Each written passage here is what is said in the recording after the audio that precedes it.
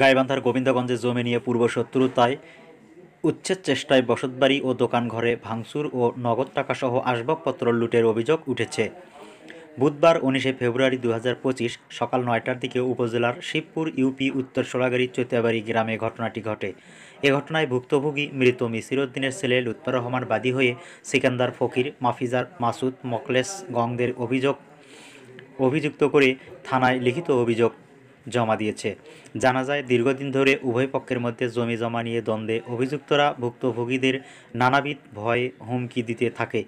বুধবার সকালে তারা ভুক্তভোগীদের বসতবাড়ি থেকে উচ্ছেদের ষড়যন্ত্রে সংঘবদ্ধভাবে দেশীয় অস্ত্র নিয়ে বসতবাড়িতে প্রবেশ করে দুটি ভুক্তভোগী ও তার ছেলের বসতঘরে টিনের বেড়া, জানালা, দরজা ভাঙচুর করে এবং ঘরে রক্ষিত বিভিন্ন আসবাবপত্র সহ প্রায় ৩০ লক্ষ টাকার মালামাল লুট করে নিয়ে যায়।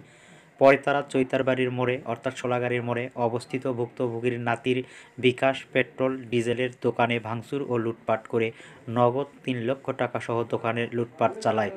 ভুক্তভোগী জানায়, আমরা প্রতিবাদ করতে গেলে তারা আমাদের হত্যার উদ্দেশ্যে তাড়া করলে আমরা দৌড়ে প্রতিবেশীর বসত বাড়িতে আশ্রয় নিয়ে প্রাণ রক্ষা পাই।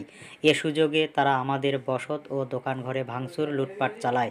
এ সময় তারা বাড়িতে ফিরলে তাদের মারপিট, খুন, জখম করবে এবং বৃহস্পতিবার এক্সকাভেটর দিয়ে বাড়িঘর ভাঙচুর করে নিশ্চিহ্ন করে দেবে বলেও হুমকি দেয়।